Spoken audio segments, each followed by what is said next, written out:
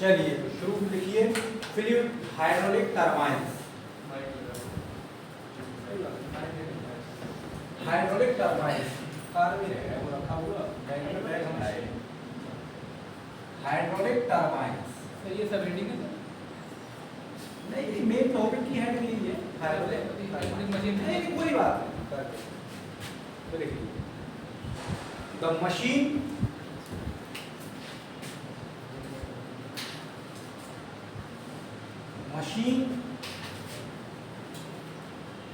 which used to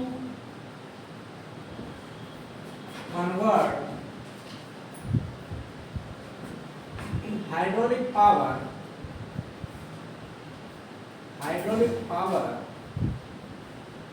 और इसमें भी होती है पोटेंशियल एनर्जी।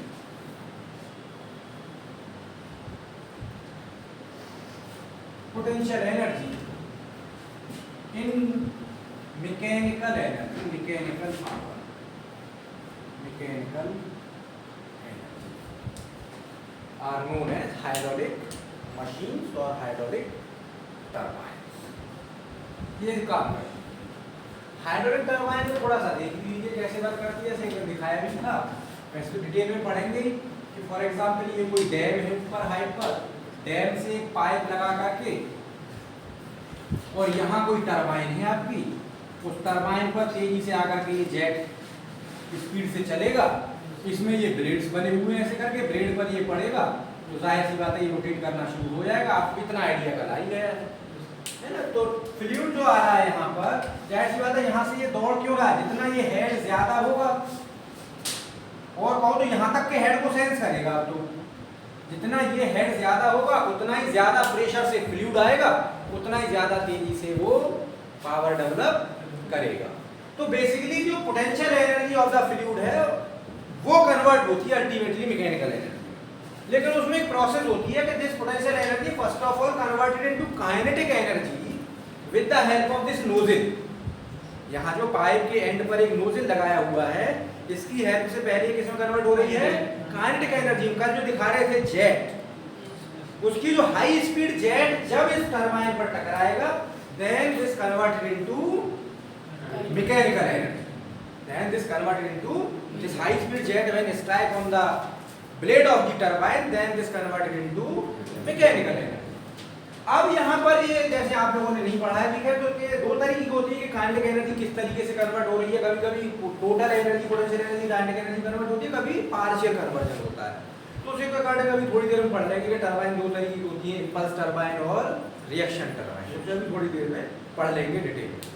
तो ये छोटा सा डायग्राम है, बना लीजिए कि इस तरीके से कुछ वर्क करता है। यानी यहाँ ये आपकी पाइप है, इससे आ रहा है। इस पाइप को ही कुछ लोग फिर बाद में क्या कहते हैं, पेन स्टोक। यस, इसको पेन स्टोक कहते हैं। इस पाइप को यहाँ पर स्पेशल नाम क्या दिया गया है, पेन स्टोक। तो जो वाटर हैमरिंग की प्रॉब्लम है इस पेन स्टोक में होती है। आप लोग वाटर हैमरिंग पढ़ चुके हैं, तो वाटर हैमरिंग की प्रॉब्लम अक्सर आपसे आ जाए, आपने कहाँ देखोगे सबसे ज्यादा यहाँ पर, क्योंकि कभी कभी अचानक से पानी को रोकना पड़ जाता है। टरबाइन में कोई प्रॉब्लम आ गई, कोई बात हो गई, तो कभी कभी फ्लो को रोकना पड़ जाता है। तो यहाँ पर पेन स्टोक में वाटर हैमरिंग की प्रॉब्लम हमें दिखाई देती है, डेली बेसिस पर होती है। ठीक है, तो ये हो गया। अब इन टरबाइंस का हम क्लासिफिकेशन कर लेते हैं। तो आप भी मेरे साथ एक टेबल टाइप की बनाइए, बाद में पढ़ेंगे टरबाइन को डिटेल में, तो लेकिन एक पहले बनाएंगे हम टेबल सादा सी। बना दिए डायग्राम, मिटा दो से एक सादा सी टेबल बनाएंगे। और ये टेबल ही, वैसे तो पूरा जितना पढ़ेंगे आधी पढ़ेंगे और कल भी पढ़ेंगे, इंपोर्टेंट तो सब कुछ है, लेकिन आप ये देखेंगे कि जितने क्वेश्चन अब तक आए हैं टरबाइन से रिलेटेड, इस टेबल में से ही ज्यादातर आए। मतलब इस जरा सी टेबल है और 50% स्ट्राइक रेट है इस टेबल का। डायरेक्टली और इनडायरेक्टली टेबल से 50% क्वेश्चन तुम्हें मिल जाएंगे पेपर, पुराने पेपर उठा के देखो, और आगे भी यही होगा। तो आप लिख लीजिए टरबाइन, यहाँ दे लीजिए पहले बीच में टरबाइन। टरबाइन इसको दो पार्ट में हम फिर इस तरीके से डिवाइड कर लेंगे। टरबाइन एक तरफ हेडिंग दीजिए इंपल्स टरबाइन, ये आपकी इंपल्स टरबाइन। दूसरी तरफ आपकी हो जाएंगे रिएक्शन टरबाइन, रिएक्शन टरबाइन। ठीक है। इंपल्स टरबाइन का सबसे जो आसान एग्जाम्पल है वो है आपका Pelton wheel turbine. Pelton wheel turbine सबसे easiest example Pelton wheel turbine. ये इंपल्स टरबाइन है, पूछा जाएगा आपसे इंपल्स टरबाइन का कौन सा एग्जाम्पल है, तो पेल्टन व्हील टरबाइन एक इंपल्स टरबाइन है। ठीक है सर। ये जो टरबाइन है इसमें हाई हेड की जरूरत होती है, हाई हेड, यानी जो डिस्चार्ज यहां से आ रहा है फ्लूइड से उसका हेड बहुत हाई हो, काफी ऊंचे लेवल पर अपने हमने उसे स्टोर कर रखा हो। हाई हेड टरबाइन भी कह देते हैं इसीलिए, हाई हेड टरबाइन। और जाहिर सी बात है अगर हेड आपने हाई कर रखा है यानी फ्लूइड को बहुत ऊपर ले जाकर के स्टोर कर रखा है, तो हाइट पर फ्लूइड को स्टोर करना तो बड़ा मुश्किल है। तो इसका मतलब थोड़ी क्वांटिटी में स्टोर कर पाओगे आप, क्यों? हाई हेड पर स्टोर करना तो मुश्किल है, तो इसका मतलब डिस्चार्ज होगा लो। इन टरबाइन से इसका मतलब डिस्चार्ज दोगे लो। तो ये जो टरबाइन है ये कहते हैं लो डिस्चार्ज टरबाइन है, लो डिस्चार्ज में होता है। इन टरबाइन में डिस्चार्ज होता है वो लो होता है। फिर इसके बाद में आती है इनकी स्पेसिफिक स्पीड। स्पेसिफिक स्पीड अभी बात कर लेंगे थोड़ी देर में, अभी वैसे मानिए स्पेसिफिक कुछ चीज होती है थोड़ी देर बात कर लेंगे। स्पेसिफिक स्पीड इनकी होती है लो, ये लो स्पेसिफिक स्पीड टरबाइन है।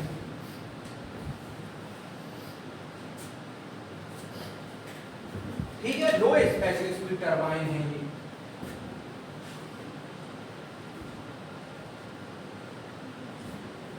एक इसको ब्लैक से लिख देता हूं, आप भी ऐसे लिख लीजिए, टेंजेंशियल फ्लो टरबाइन कहलाती है।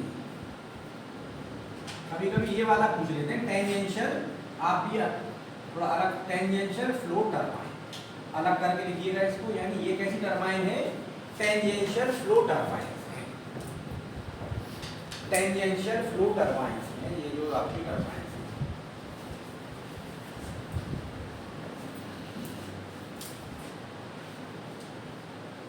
Available head is completely converted into kinetic head. Available head is completely converted into kinetic head. Kinetic head और kinetic energy, जितना भी अवेलेबल हेड है उसका पूरा का पूरा काइनेटिक हेड या काइनेटिक एनर्जी में इसमें हम कन्वर्ट कर देते हैं, पूरा का पूरा। देखेंगे कैसे हो रहा है, आगे डिटेल में पढ़ेंगे, लेकिन ये टेबल बनानी जरूरी है। आप जब लास्ट डे जाएंगे पढ़ करके पूरा, तो लास्ट डे बस इस टेबल को रिवाइज करके चले, पूरा हेड में मशीन रिवाइज हो जाएगा। ठीक है, अगला लिखिए इसमें, no draft tube is used. Draft tube अभी जान लेंगे, लास्ट तक जान पाएंगे। No draft tube is used, इसमें कोई ड्राफ्ट ट्यूब यूज नहीं होती। बात जानेंगे ड्राफ्ट ट्यूब क्या होती है, तो इसमें ड्राफ्ट ट्यूब का इस्तेमाल नहीं होता है।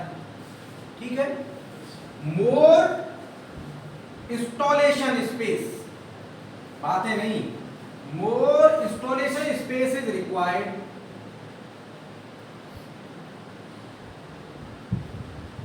इंस्टॉलेशन के लिए स्पेस बहुत ज्यादा चाहिए। अगला, fluid tight casing.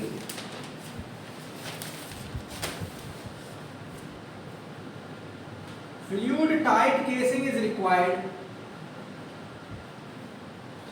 To prevent splashing of water,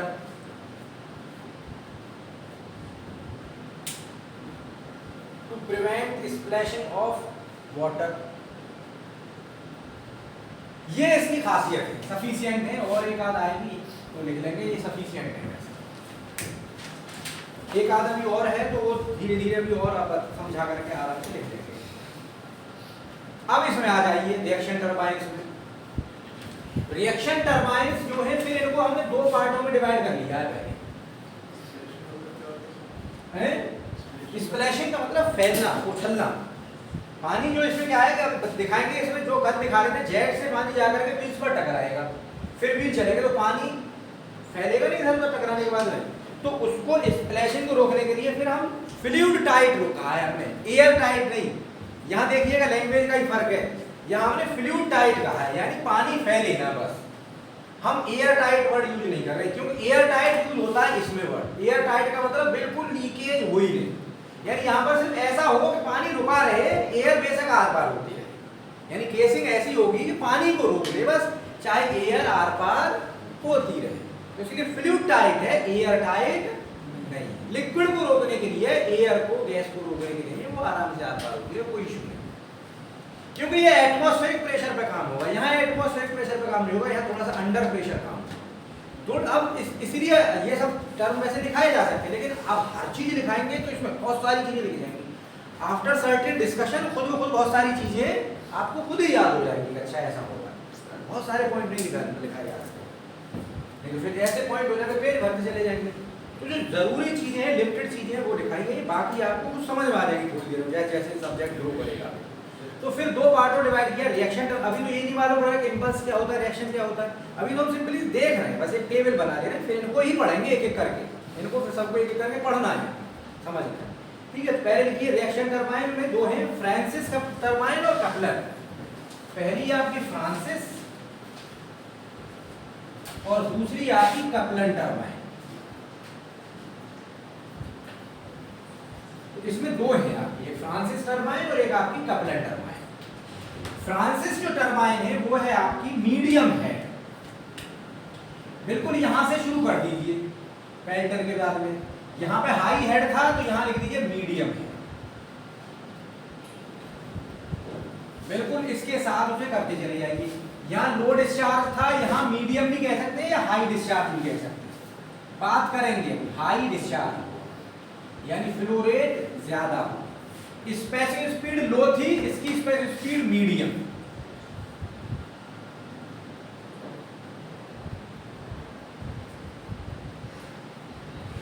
इसके ये टेंजेंशियल फ्लो था, ये टेंजेंशियल फ्लो नहीं है, इसमें क्या है, इसमें मिक्स्ड फ्लो है,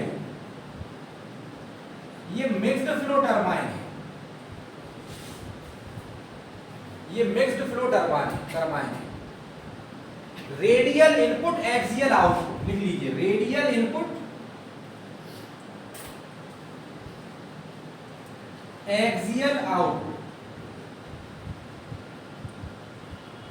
आउटफ्लो लिख लीजिए, रेडियल इनफ्लो है, एक्सियल आउटफ्लो है, इसीलिए इसे कहते हैं mixed flow turbine.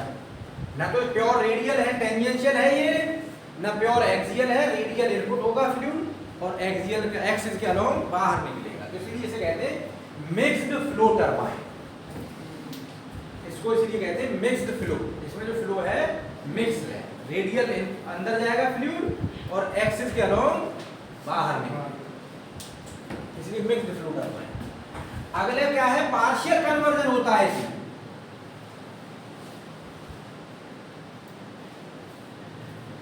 Partial conversion of potential head into kinetic energy.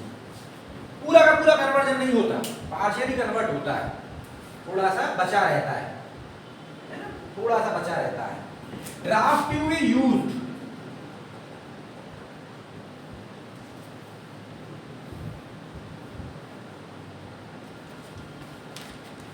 less space is required for installation.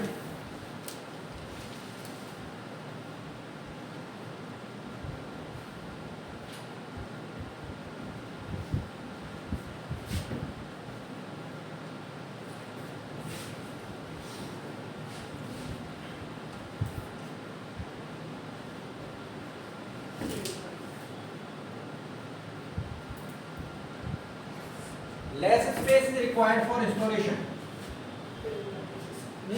हाँ बिल्कुल, air tight casing,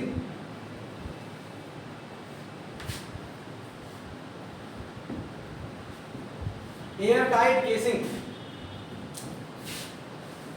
pressure very,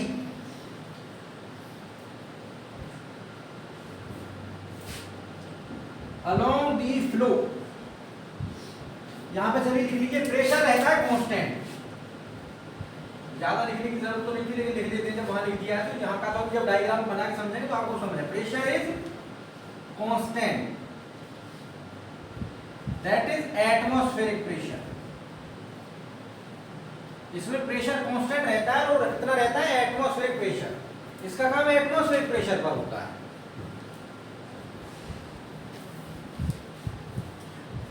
वैसे एक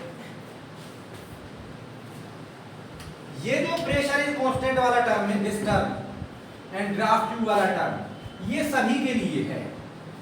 ये इसके लिए भी है और ये जो टरबाइन आने वाली है इनके लिए भी कॉमन है।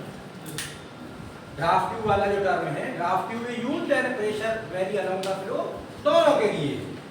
तो यहाँ पर जितना बता दे रहे हैं आपको, दोनों के लिए, दोनों जगह लिखना नहीं पड़ेगा, लिखने से बच जाएंगे। अब कपलन टरबाइन में आ जाइए। कपलन टरबाइन में हेड को और बढ़ा दीजिए, जैसे जैसे आगे बढ़ते जा रहे हैं हेड बढ़ाते जाइए।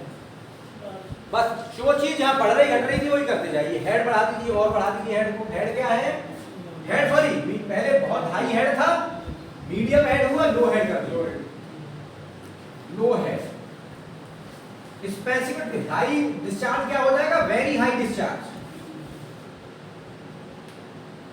अब देखिए यहां पर, देखिए हाई और लो जो वर्ड है ये क्वांटिटेटिव वर्ड नहीं है, ध्यान दीजिए। आगे तक के लिए ध्यान दीजिए, ये चीज जिंदगी भर तक के लिए। High and lows are not a quantitative word, ये क्वांटिटी को रिप्रेजेंट नहीं करते। दीज आर रिलेटिव टर्म, ये रिलेटिवनेस बताते हैं दो चीजों की। हाई और लो का मतलब सिंपल सा है, मेरे पास कोई चीज 10,000 की है, क्वांटिटी किसी चीज की वेट हो सकता है, वो रुपए हो सकते हैं, वेल्थ हो सकती है। किसी के पास है 10 करोड़, उसके पास हाई है, मेरे पास लो है। और अगर दूसरा मेरे बराबर में आ गया 1,000 वाला, 10 करोड़ वाला नहीं है, तो इसका मतलब उसके पास लो है, मेरे पास हाई है। और अगर फिर से 1 लाख वाला आ गया लौट करके, तो वो लो हो गया, मैं मीडियम हो गया, वो हाई हो गया। क्योंकि ये रिलेटिव टर्म है, डिपेंड करेगा हम इसको किस चीज से रिलेट कर रहे हैं। अगर इन दोनों को रिलेट करेंगे तो यहां पर लो हेड और यहां पर हाई हेड, सॉरी यहां हाई हेड, यहां पर लो हेड, या मीडियम हेड और यहां पर लो हेड, ऐसे कह सकते हैं। वैसे यहां पर हाई डिस्चार्ज या मीडियम डिस्चार्ज, यहां पर वेरी हाई डिस्चार्ज या हाई डिस्चार्ज, दोनों को अलग करना है।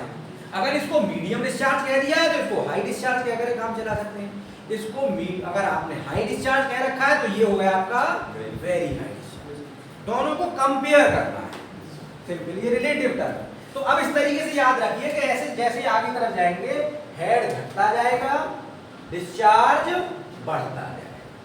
जैसे जैसे हेड बढ़ेगा स्पेसिफिक स्पीड घटेगी, स्पेसिफिक स्पीड घटेगी तो यहाँ पर स्पेसिफिक स्पीड और बढ़ेगी, मीडियम हो गई, यहाँ पर स्पेसिफिक स्पीड हाई हो जाएगी, बढ़ती जाएगी। इधर तो लिख लीजिए high specific speed, high specific speed. और ये है एक्सियल फ्लो टरबाइन।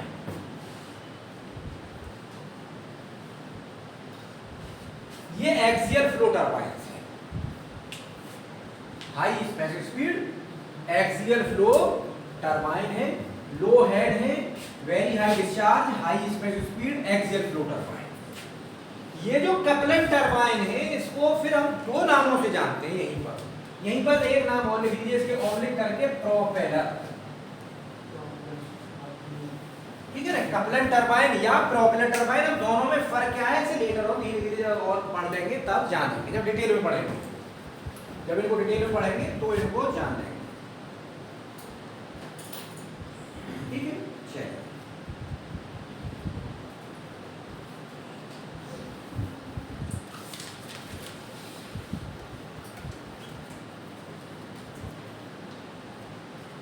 अब हेडिंग लीजिए स्पेसिफिक स्पीड, हेडिंग लीजिए स्पेसिफिक स्पीड। अभी इसे लिखा है, लिखना ऊपर काम आएगा। Specific speed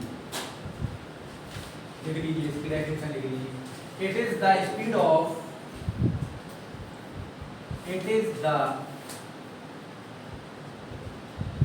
speed of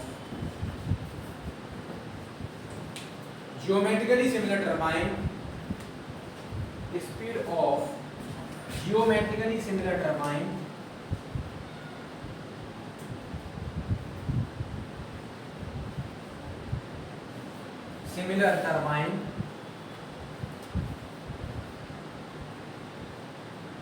that would develop 1 kilowatt power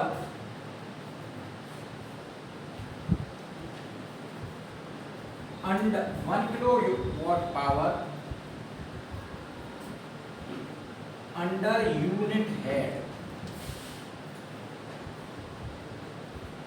1 kilowatt power under unit head लिखा जाता है फॉर्मूला से NS equal to N under root में P अपॉन H की पावर 5/4। ये है आपकी स्पेसिफिक स्पीड का formula. Specific speed of any turbine.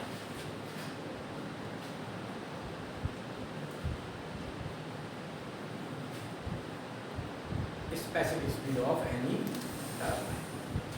यहां पर NS तो स्पेसिफिक स्पीड है, N आपकी नॉर्मल स्पीड है जिस स्पीड से वो चल रही है। NS specific speed, NS normal speed है जिससे वो चल रही होगी। P पावर है जितनी वो डेवलप कर रही है और H है under with the turbine is operating. लिख चाहो देखो लिख सकते हो। P क्या है? पावर है, H हेड है और NS है की स्पेसिफिक स्पीड और N है नॉर्मल स्पीड जिस स्पीड पर वो ऑपरेट कर रही है। ऑपरेटिंग स्पीड यानी N है उसकी ऑपरेटिंग स्पीड। अब देख लीजिए यहां से चीजों में जहां पर हेड ज्यादा है वहां स्पीड स्पीड कम है। ठीक है ना। अब इस डायग्राम को एक बार और रिवाइज करिए। आपने आपको बना देखा है वो हमारे साथ फिर से करिए लेकर। इंपल्स टरबाइन, रिएक्शन टरबाइन, दो तरीके के टरबाइन है। ब्रॉड क्लासिफिकेशन दो में है, impulse and reaction. Impulse turbine में हम सिर्फ अकेली को पढ़ रहे हैं, Pelton wheel turbine which is also known as tangential flow turbine. Impulse turbine which is tangential, Pelton wheel turbine is also known as tangential flow turbine. अब देखिए ये होती कैसी है। ये कुछ इस तरीके से होती है। एक बड़ा सा व्हील होगा, उस व्हील पर ऊपर ब्लेड बने होंगे ऐसे और उस पर आकर के जेट इस तरीके से टकराएगा। एक बड़ा सा पहिया सा होगा, अगर आपने देखा हो पानी खींचने वाला एक पहिया सा होता है, आपने तो नहीं देखा होगा लेकिन मूवीज में या उन्होंने देखा होगा, हीरो खींच रहा होता है ना, तो वो तो देखा ही होगा ना। तो वही ऐसा ही बड़ा सा पहिया सा होता है ना। तो उस पर आकर के जब जेट टकराएगा तो कल की तरीके से फिर ये रोटेट करेगा। अब जाहिर सी बात है जेट टकराएगा तो पानी स्प्लैश करेगा, तो इसको स्प्लैशिंग को रोकने के लिए इसको हम फ्लूइड टाइट, इसके चारों तरफ हम केसिंग भी लगा देते हैं।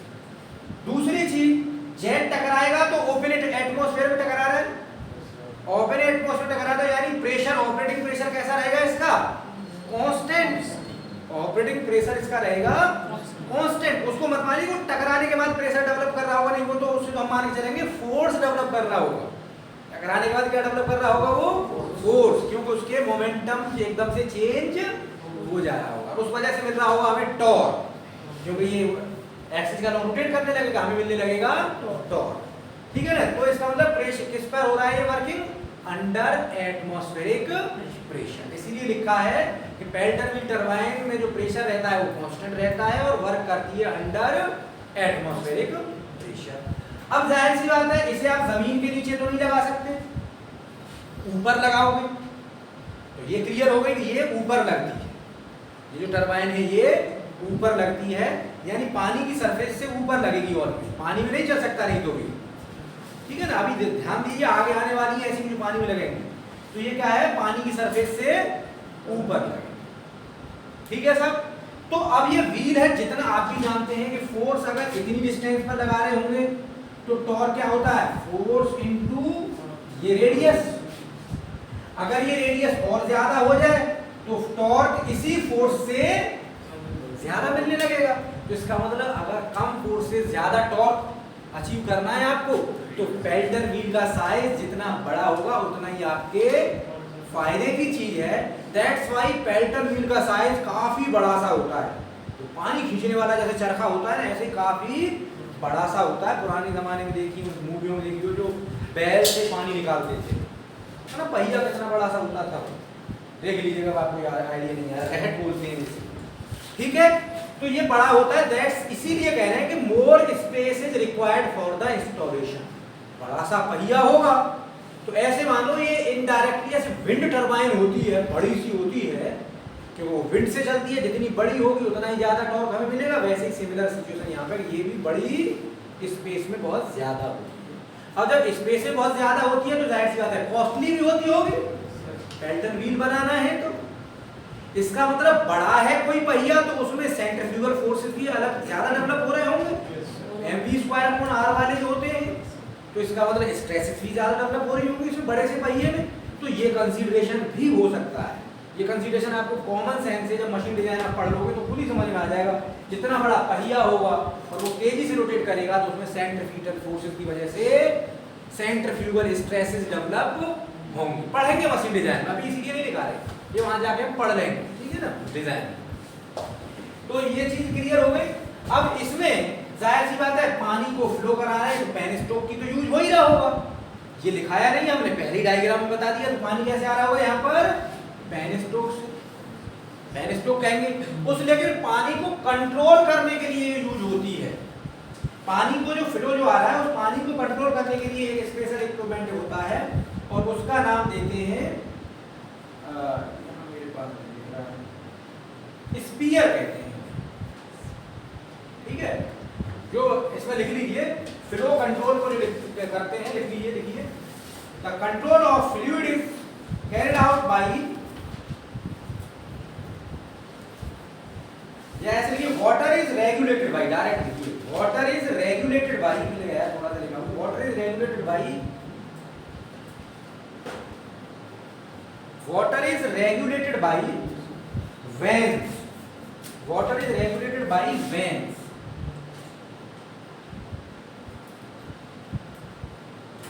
fitted in nozzle, vane नहीं, sorry, valve fitted in nozzle, last में जाकर के नोजल लगा हुआ होगा जिससे हाई स्पीड जेट निकले। लास्ट में जाकर के स्पेन स्टोक में क्या लगा होगा, नोजल लगा होगा, जिससे कि हाई स्पीड, जितना हाई स्पीड निकलेगा उतना ही तो ज्यादा फोर्स मिलेगा हमें।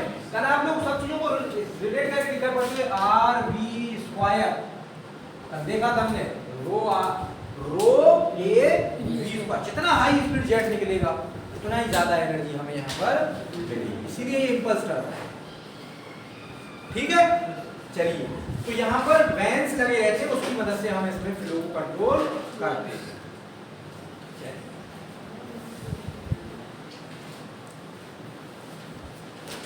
तो यहाँ तक की चीज क्लियर है। तो अब हेडिंग दे लीजिए फिर इंपल्स टरबाइन। अब इंपल्स टरबाइन को और पढ़ लेते हैं। अच्छा, इंपल्स टरबाइन हेड देखिए, लेकिन और समझ लीजिए, दूसरी को फिर से मिटाना पड़ेगा मुझे।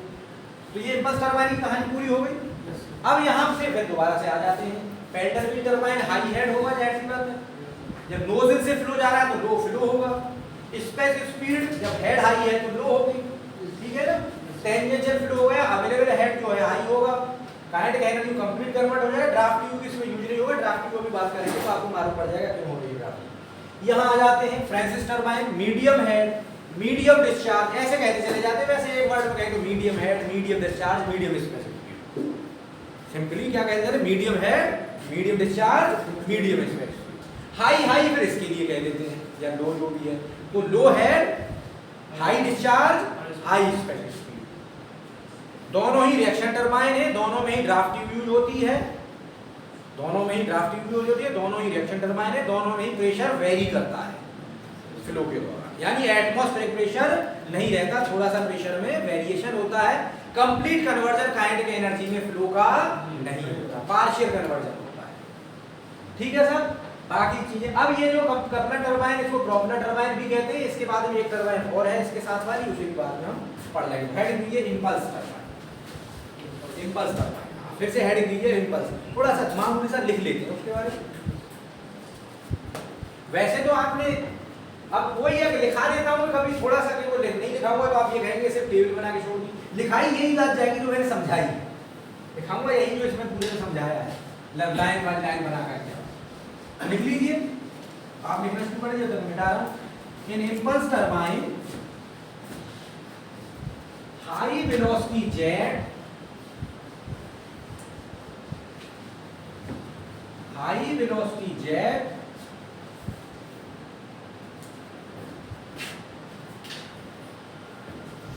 strike on the high velocity, यहां से लिखना शुरू, high velocity jet strike tangentially, थोड़ा सा चेंज कर दिया मैंने, tangentially on the wheel, या large size wheel, large size wheel which is known as Pelton wheel, चलिए ऐसे which is large size wheel, यहां से आगे large size wheel under atmospheric pressure, under atmospheric pressure. In this turbine the potential energy, वही चीज लिखाऊंगा पूरा का पूरा, बस अब यहाँ ब्लैक में लिख दिया, potential energy of fluid is completely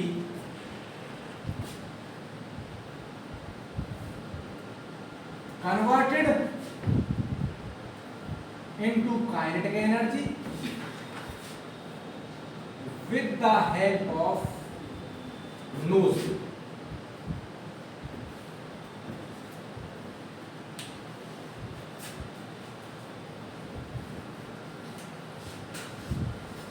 With the help of nozzle. तो मैं कह रहा था वो नीचे जाके मिलेगा, निडल स्पीयर यूज, पॉइंट बना के लिख लीजिए कि needle spear is used to control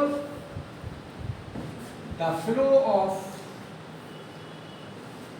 water in nozzles. Needle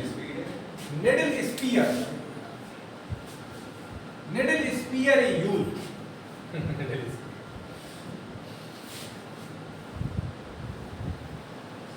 the shape of needle spear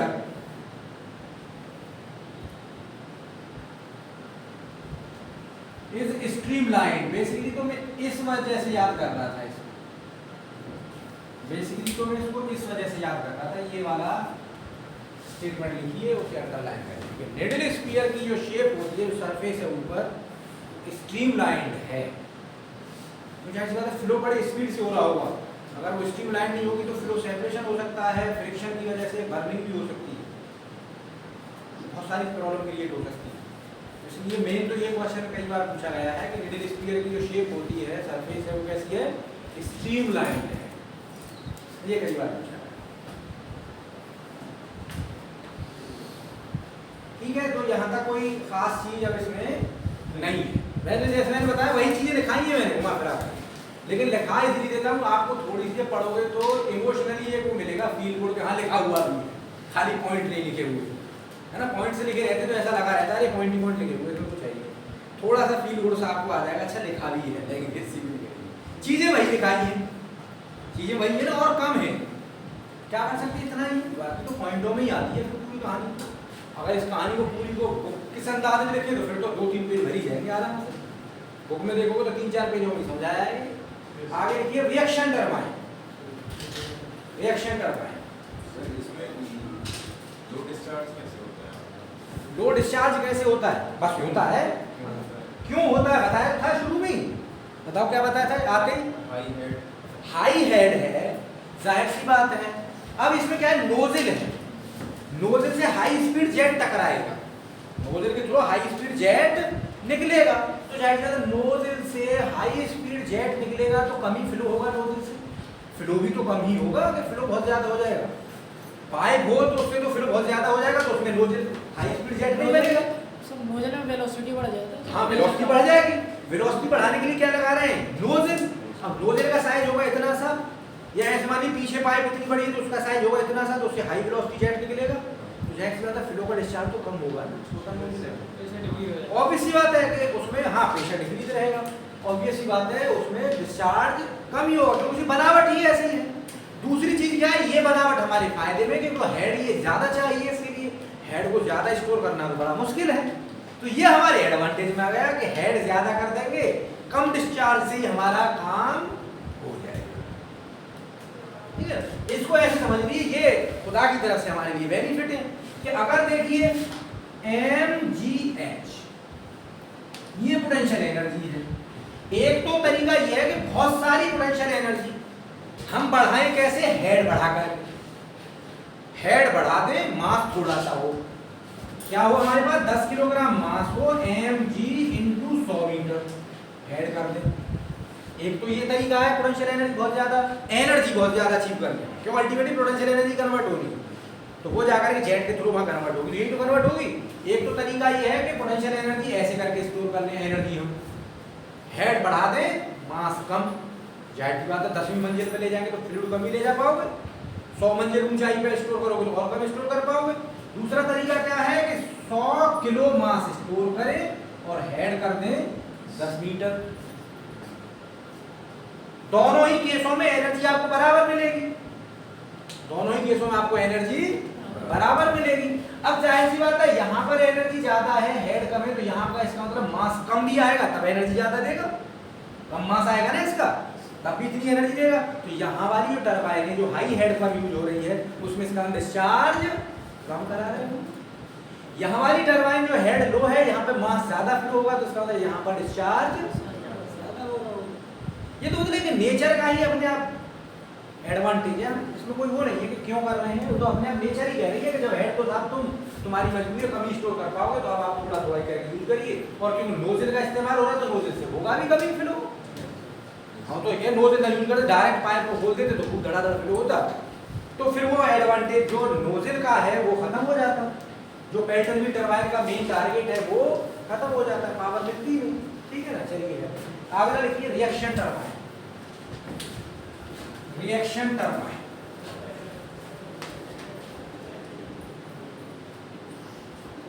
in these turbines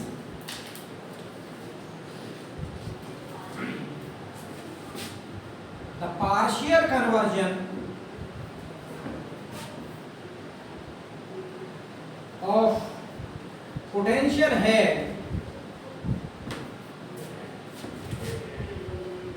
into kinetic energy and pressure energy take place।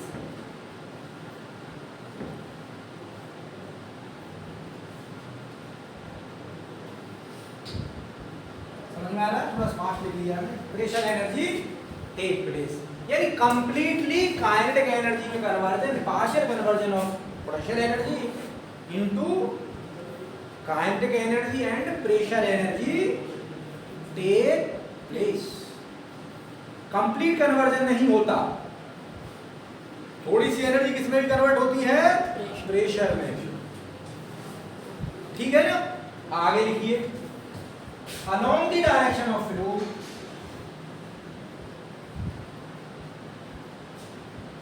along the direction of flow in turbine blades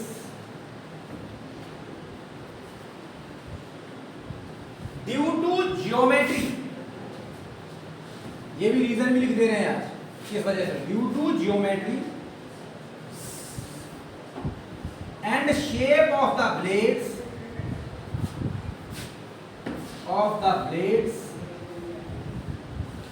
the pressure change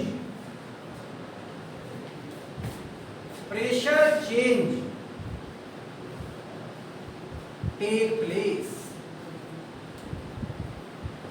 turbine के blades की geometry और shape कुछ ऐसी होती है कि जैसे जैसे फ्लो टरबाइन के ब्लेड्स में चलता है उसके प्रेशर में थोड़ा सा चेंज भी आता है, थोड़ा सा प्रेशर में चेंज भी आता है। तो जब चेंज आ रहा होगा तो शुरू के प्रेशर में और आगे के प्रेशर में कुछ डिफरेंस होगा। चेंज का मतलब तो दोनों प्रेशर में कुछ डिफरेंस होगा। सही बात है ना। हेंस देखिए समझ के लिख रही, hence there is a difference, there is a difference in pressure along the direction of flow, along the direction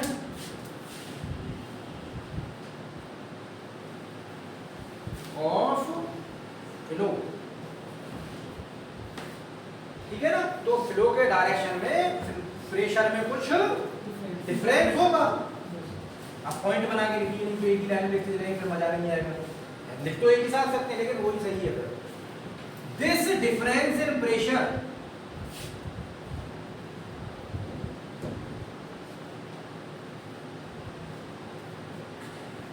is known as reaction pressure. Mark कर ली, एक क्वेश्चन आया है, ऐसा क्वेश्चन आता है। This difference in pressure is known as reaction pressure, and that is why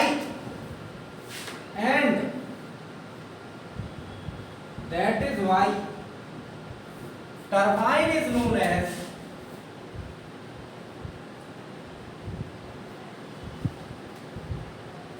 reaction turbine। This is the reason why the turbine are known as reaction turbine।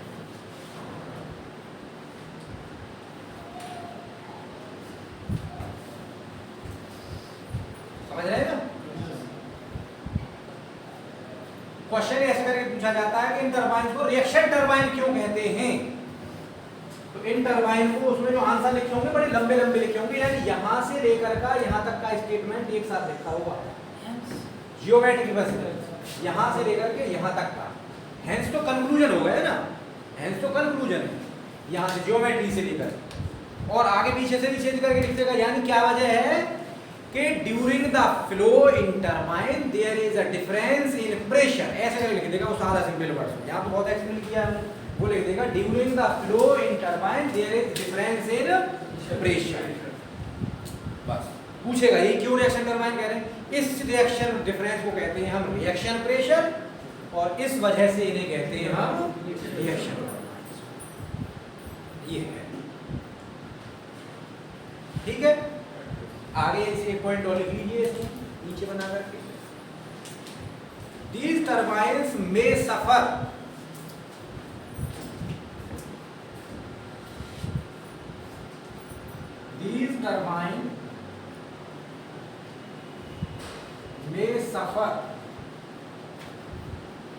with the problem of cavitation। बात करेंगे cavitation क्या होता है वक्त के साथ। इन टरबाइन्स में cavitation की प्रॉब्लम हो सकती है, कैविटेशन की प्रॉब्लम हो सकती है। इन टरबाइन्स में कैविटेशन की प्रॉब्लम हो सकती है। आपके पेल्टर टरबाइन में नहीं होगी, सिंपल। इनमें होगी तो उनमें नहीं होगी, ठीक है। अब देखिए ये कैसे लगती है उसको थोड़ा सा समझ लीजिए, तो आपको ये ग्राफ क्यू वाला मजमून थोड़ा सा समझ में आ जाएगा। कोरोजन भी लगते हैं, कोरोजन भी लगते हैं। करोजन तो जाहिर जहाँ पानी होगा, डोली दामन का साथ है करोजन का पानी का। जहाँ पानी होगा वहाँ करोजन होगा, सही है ना। तो उसमें तो कोई आप सोचिए। चलिए तो देखिए ये टरबाइन कुछ ऐसे रहती हैं। अब इन टरबाइन्स की दिक्कत क्या है। इन टरबाइन की बात ये है कि इनमें जो टरबाइन्स होती हैं ये कुछ इस तरीके से आपको देखने को मिलेंगी। इनमें जो फ्लो आएगा वो रेडियल आएगा और फिर नीचे की तरफ वो एक्सियल निकल जाएगा। ये टरबाइन में यहाँ पर ऐसे फ्लो एकदम से रेडियल आएगा, ये घूमेगा और यहाँ से एक्सियल नीचे की तरफ निकल जाएगा। तो इनमें होता क्या है कि अब अगर ये टरबाइन यहाँ लगी हुई है ऊपर और पानी जा रहा है यहाँ, पानी का लेवल है आपका यहाँ, आपने टरबाइन को यहाँ लगा दिया ऊपर, पानी का लेवल यहाँ है, यहाँ से रहा है, तो इतना ही हेड तो आप कन्वर्ट कर रहे हैं सिर्फ, समझते रहिए। तो इतना ही हेड तो कन्वर्ट कर पाएंगे आप, जहां तक टरबाइन है इतना हेड आपका वेस्ट चला गया, नहीं चला गया? क्यों? आप क्या करें, टरबाइन को जितना नीचे पॉसिबल हो इतना नीचे लगाएं, जितना टरबाइन पॉसिबल हो नीचे उतना नीचे लगाएं। भाई देखिए रिएक्शन पेल्टन व्हील टरबाइन में तो क्या था, आपने स्पीड बढ़ा करके और बस एक बार टकराने के बाद पानी खत्म। यहाँ तो जितना नीचे हो उतना नीचे लगाइए आप इसे, इसकी अच्छाई है, इसीलिए रिएक्शन टरबाइन ज़्यादा यूज हो रही है। जितना नीचे हो उतना नीचे से लगाइए, और ऑलरेडी ये लो हेड के लिए वैसे यूज करते हैं, ये कोई 50-100 मीटर हेड के लिए थोड़ी यूज करते हैं, जैसे Pelton wheel turbine 100-150 meter head के लिए यूज होती है ना। अब ये तो यूज ही 10-20 मीटर हेड के लिए होती है, और 10 मीटर हेड है टोटली अवेलेबल तुम्हारे पास, उसमें 3 मीटर ऊपर तुमने लगा दी, 7 मीटर है, ये तो 30% का तुमने हेड लॉस वैसे ही कर दिया। तो इनको ट्राई करते हैं हम नीचे लगाना। तो दो तरीके हैं इस वेस्टेज को बचाने के, दो तरीके हैं इस वेस्टेज को बचाने के। एक तो तरीका यह है कि इस टरबाइन को इस पानी में नीचे लगा दें। क्यों नीचे लगा दें? क्योंकि एक बार पानी टरबाइन के ब्लेड में जाने के बाद नीचे जाएगा तो नीचे अपने वो सिंपल फ्लो करेगा, फिर उसमें कोई एनर्जी नहीं होगी, फिर वो नीचे सिंपली फ्लो करेगा। तो एक तो तरीका क्या है कि इस टरबाइन को पानी के नीचे अंडर वाटर इंस्टॉल कर दें। तो इन टरबाइन को ये भी कहते हैं कि ये वाटर के अंडर वाटर भी इंस्टॉल होती है। रिएक्शन टरबाइन जो है अंडर वाटर इंस्टॉल होती है।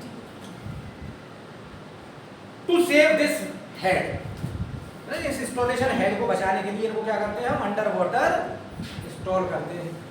लेकिन अंडर वाटर इंस्टॉल करके ये तो फायदा हुआ है कि इससे हेड बच गया हमारा, लेकिन प्रॉब्लम फिर ये आने लगी कि अगर इसमें कोई प्रॉब्लम आएगी कर वो मेंटेनेंस की, तो मेंटेनेंस करना बड़ा मुश्किल होगा। तो ये पॉइंट बनाइएगा, लिखिएगा भाई।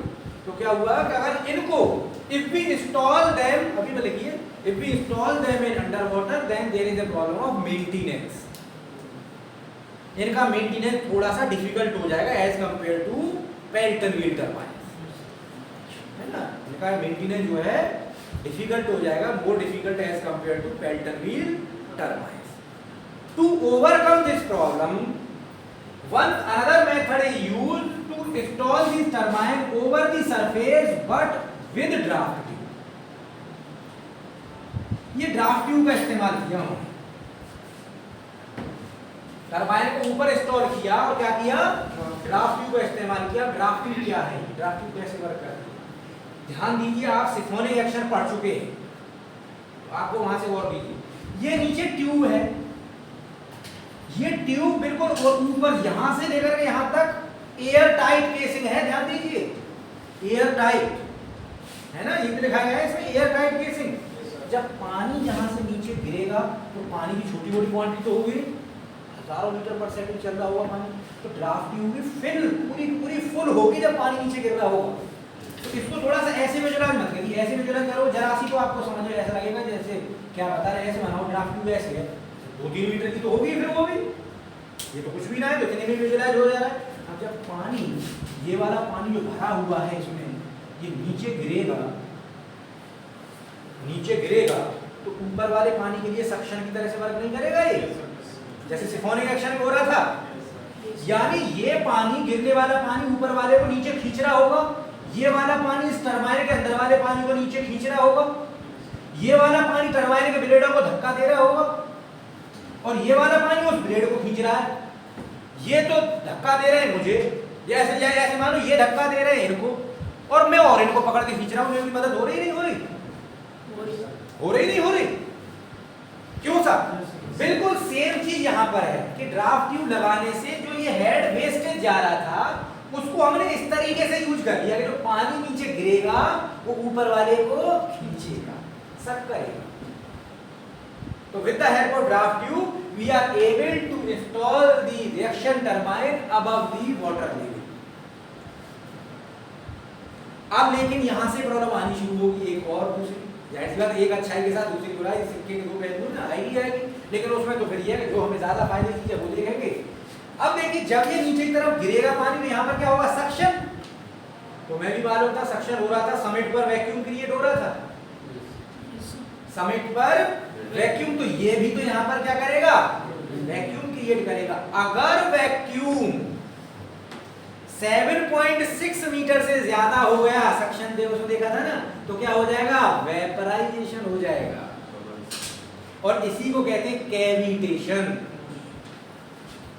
जब रैंडम एब्रप्टली हाई स्केल पर वाटर का वेपराइजेशन होने लगे ड्यू टू वैक्यूम प्रेशर, इतना प्रेशर लो हो जाए कि वाटर के बॉइलिंग प्रेशर के बराबर बन जाए वो, तो वो हो जाए, जो आप जानते हैं जैसे जैसे प्रेशर घटेगा बॉइलिंग जल्दी होने लगेगी, वेपराइजेशन होने लगेगा उसका। यानी नॉर्मल एटमॉस्फेरिक टेम्परेचर की वाटर का बॉइलिंग यानी वेपराइजेशन होने लगेगा अगर प्रेशर बहुत कम हो जाए। तो क्या होगा, इसी फेनोमेना को कहते हैं कैविटेशन, जो हमने लिखाई थी इसमें होती है कैविटेशन। तो इस फेनोमेना को क्या कहते हैं, कैविटेशन। तो जरा सा बना लीजिए दोनों टरबाइन को, एक को पानी के अंदर एक को पानी के बाहर, हल्का सा जो आपका आइडिया भी है ऐसे होगा। ये पानी के अंदर है और ये पानी के बाहर है, रेडियली इनपुट हो रहा है, एक्सियली आउट जा रहा है। ये आपकी ड्राफ्ट ट्यूब है ना, ये पानी के अंदर यहाँ चली गई, ये पानी के अंदर है। ये भी रिएक्शन टरबाइन है और ये भी रिएक्शन टरबाइन है, दोनों जगह स्टोर कर सकते थे, लेकिन इस मेंटेनेंस को बचाने के लिए हमने इसको बाहर स्टोर कर दिया।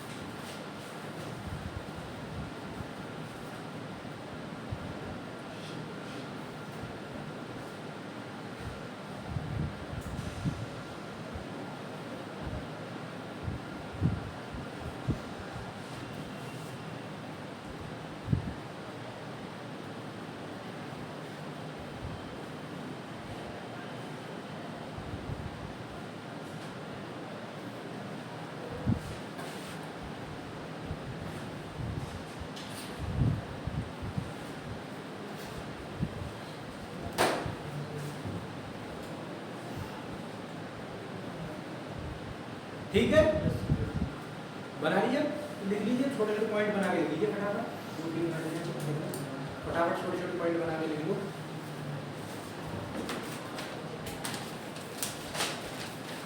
To install turbine above the sum, इसको सम भी कहते हैं, सम सम, फ्लूइड का लेवल ऐसे ही बना हुआ है। The draft tube is used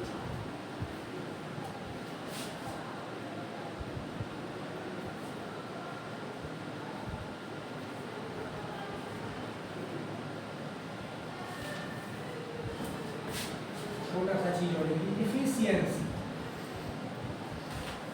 of impulse turbine.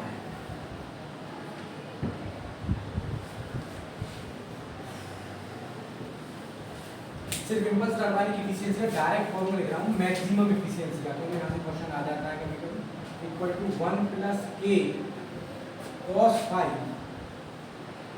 Upon 2। ये मैक्सिमम एफिशिएंसी है impulse turbine,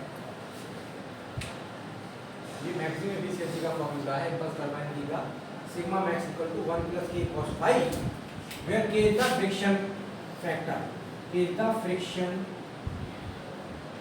factor of blades blades का, उसके जो टरबाइन का ब्लेड है उनके फ्रिक्शन फैक्टर है।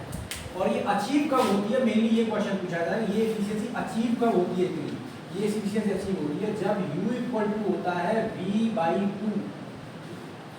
सब चीज लिखा रहा हूँ, where U is the blade velocity and V is the jet velocity.